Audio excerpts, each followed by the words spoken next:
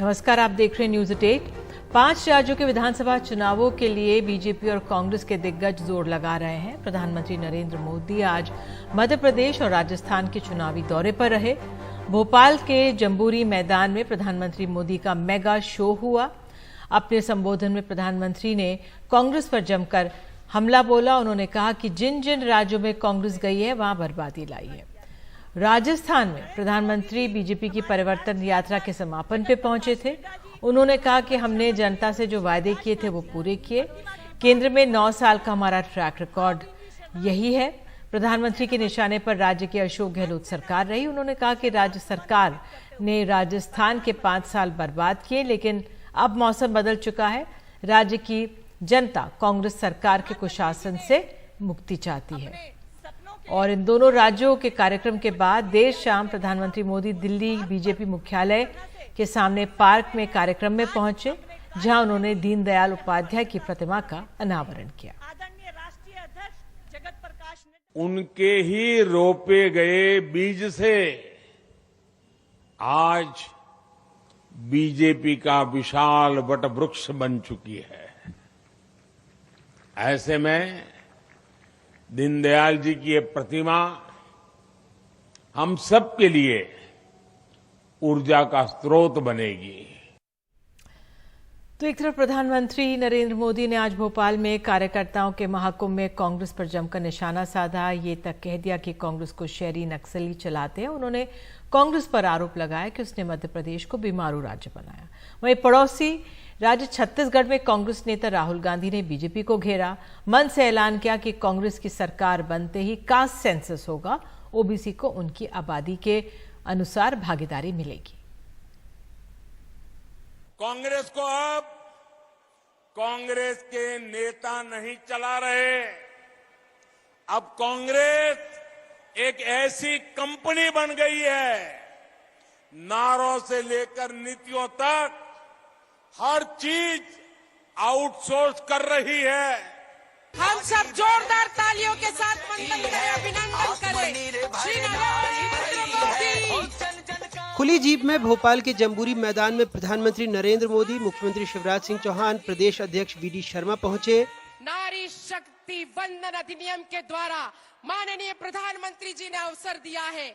महिला शक्ति वंदन बिल को लेकर पार्टी कार्यकर्ताओं ने बड़ी सी माला पहनाकर प्रधानमंत्री को धन्यवाद कहा। प्रधानमंत्री मोदी ने जब माइक संभाला तो युवा महिलाओं को साधने की कोशिश की।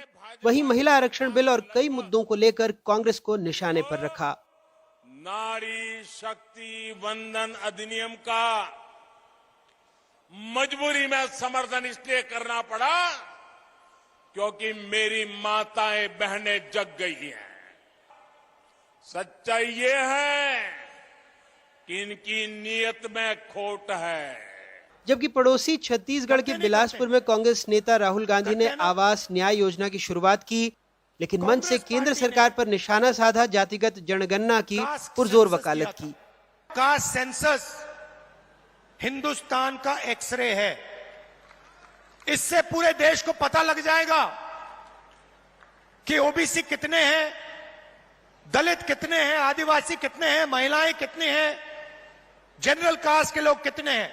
तो अगर ओबीसी को भागीदारी देनी है, दलितों को, आदिवासियों को, महिलाओं को भागीदारी देनी है, तो कास्ट सेंसस करवाना ही पड़ेगा। पिछले 6 महीने में प्रधानमंत्री नरेंद्र मोदी का ये 7वां मध्य प्रदेश दौरा था, जबकि कांग्रेस नेता राहुल गांधी महीने भर में दूसरी बार छत्तीसगढ़ आए हैं। दोनों नेताओं की भाषा, आक्रामकता ने तय कर दिया है कि मध्य प्रदेश और छत्तीसगढ़ में कांग्रेस और बीजेपी ने चुनाव का शंखनाद कर दिया है। भोपाल से अपने कैमरा सहयोगी रिजवान खान और अमितांशी जोशी के साथ अनुराग द्वारी, एनडीटीवी इंडिया। दक्षिण भारत में बीजेपी को झटका मिला है। एआईएडीएमके ने बीजेपी के साथ गठबंधन तोड़ा है। दक्षिण भारत में बीजेपी की अहम सहयोगी थी एआईएडीएमके। तो एआईएडीएमके के उप महासचिव ने फैसले की जानकारी दी। केपी मुनुसामी ने कहा है कि हम बीजेपी और एनडीए से अलग हुए हैं और सर्वसम्मति से ये प्रस्ताव पास हुआ है।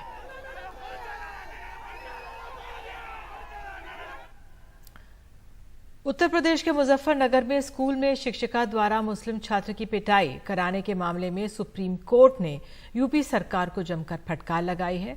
सुप्रीम कोर्ट ने उत्तर प्रदेश सरकार से कहा है कि अगर आरोप सही है तो इस घटना से सरकार की अंतरात्मा झकझोर जानी चाहिए थी।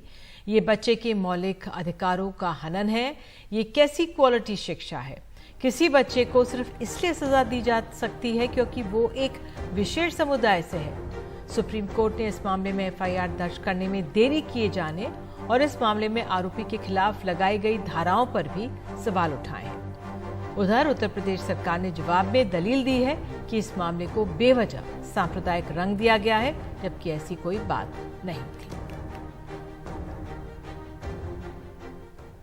बिहार के पटना के मोहसिनपुर पंचायत के गांव में एक महिला को निर्वस्त्र करके पीटने की हैवानियत सामने आई है।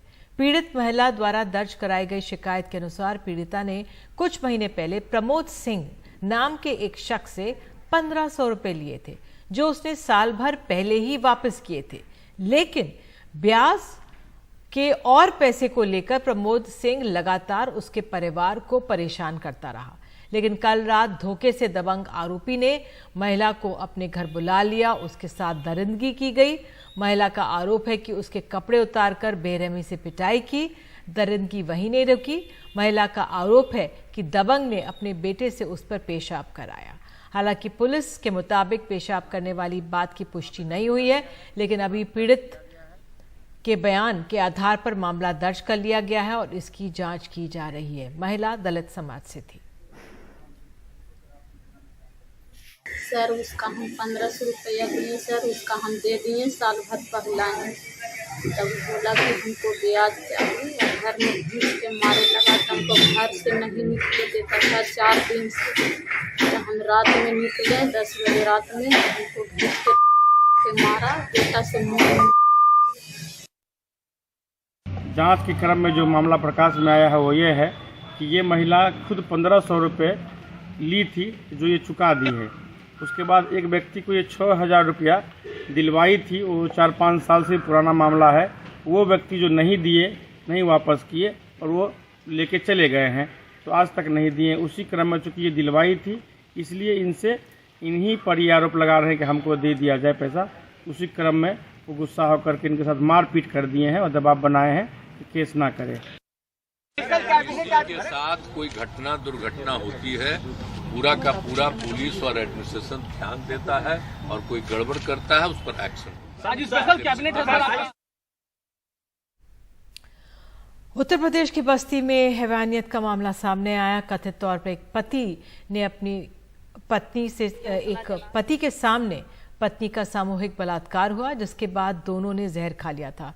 दोनों की मृत्यु हो गई है, लेकिन वीडियो बन गया था उस समय हैवानियत को जो बयां कर रहा था। पुलिस ने 2 लोगों के खिलाफ मामला दर्ज किया है। रुधौली जनपद बस्ती में सूचना मिली कि एक पति और पत्नी द्वारा जहर खाकर आत्महत्या की कोशिश की है। सूचना पर स्थानीय लोगों द्वारा उनको अस्पताल ले जाया गया, जिनका 1 दिन बाद मृत्यु हो गई है। उसमें मृतक के भाई बसंत द्वारा थाने पर एक तहरीर दी गई, जिसमें 2 व्यक्ति के खिलाफ रेप के आरोप लगाए गए हैं। उसमें एक व्यक्ति नाबालिग है और एक व्यक्ति बालिग है। गिरफ्तारी के लिए टीमें गठित की गई। दोनों व्यक्तियों को गिरफ्तार कर लिया गया है। उनको जेल भेजा जा रहा है। सबका अंतिम संस्कार कर दिया गया है। लॉ एंड ऑर्डर की कोई समस्या नहीं है। खालिस्तानी और पाकिस्तानी आतंकी संगठन का गठजोड़ सामने आया है। अर्शदीप डल्ला का लश्कर से कनेक्शन पाया गया। डल्ला से पंजाब में करवाना चाहते थे हत्याएं। संघ से जुड़े और दूसरे नेताओं की हत्या की साजिश की बात कही जा रही है। दिल्ली से पकड़े गए नौशाद और जगजीत सिंह का खुलासा है ये। जगजीत सिंह का डल्ला से संपर्क था। जगजीत कराना चाहता था पंजाब में गड़बड़। डल्ला और लश्कर के हैंडलर के कहने पर लड़के की हत्या हुई। किराए के मकान में ले जाकर की गई थी हत्या। हत्या का वीडियो भी बनाया गया था। और उसके बाद नौशाद और जगजीत इसी साल जनवरी में गिरफ्तार भी हुए थे।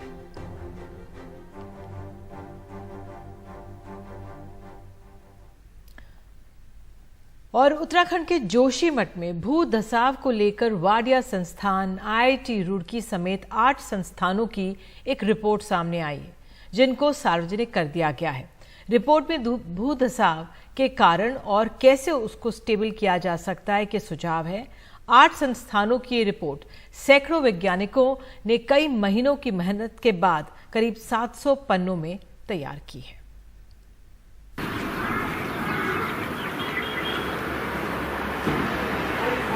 जोशीमठ में हाई रिस्क जोन के सभी निर्माणों को तोड़ा जाएगा। केंद्र सरकार से सैद्धांतिक मंजूरी मिल चुकी है। जोशीमठ को red, black, yellow, green zone में रखा गया है। रिस्क जोन तय कर दिए गए हैं। कुछ भाग को हाई रिस्क जोन बनाया गया, वहाँ तो बिल्कुल ही सबको हमें रिहेबिलिटेट हम करने का हमारा प्लान है। भारत सरकार ने भी इसी की अनुमति दी है। दरअसल जोशीमठ और आसपास के इलाकों को बचाना है तो बड़े निर्माणों पर रोक लगानी होगी। जमीन धसकने को लेकर तैयार की गई रिपोर्ट में आपदा की वजह और आने वाले कल के टाउन प्लानिंग का ब्यौरा दिया गया है। अभी फिलहाल जब तक कि हमारी पूरी चीजें कंप्लीट नहीं हो जाती है स्टेबलाइजेशन की, तब तक वहाँ पर कोई भी छोटे मोटे निर्माण के अलावा कोई भी नए निर्माण हमने भी रोक रखा। पहाड़ के हालात के जानकारों का कहना है कि रिपोर्ट में ज्यादातर वही बातें हैं जो पहले करते रहे हैं। जोशीमठ बचाओ संघर्ष समिति रिपोर्ट पर सवाल उठा रही है। लेकिन अभी तक क्योंकि जोशीमठ बचाओ संघर्ष समिति को वो रिपोर्ट मिली नहीं है, तो हम जो मीडिया में जो रिपोर्ट्स आई है उसके आधार पर हम लोगों का ये कहना है कि पहली बात तो इस रिपोर्ट्स पर सवालिया निशान ये है कि इतने समय क्यों सरकार ने इसको लगाया। हम लगातार पिछले 6 महीनों से इन रिपोर्ट्स की मांग कर रहे थे कि इन्हें सार्वजनिक किया जाए। जोशीमठ में हो रहे भूधसाव को लेकर 8 संस्थानों ने अपनी रिपोर्ट सार्वजनिक कर दी है और इस रिपोर्ट में कई तरह के सलाहें भी दी गई है और भविष्य में किस तरीके से काम होना है उसके बारे में भी बताया गया है।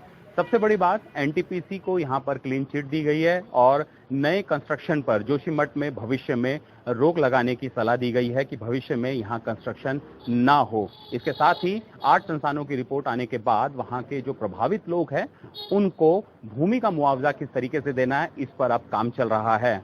बहरहाल सभी रिपोर्ट्स के मुताबिक जोशीमठ हाई रिस्क जोन पर है और वहाँ पर किसी भी तरह का बड़ा निर्माण और प्लान सिटी बसाने की सलाह दी गई है।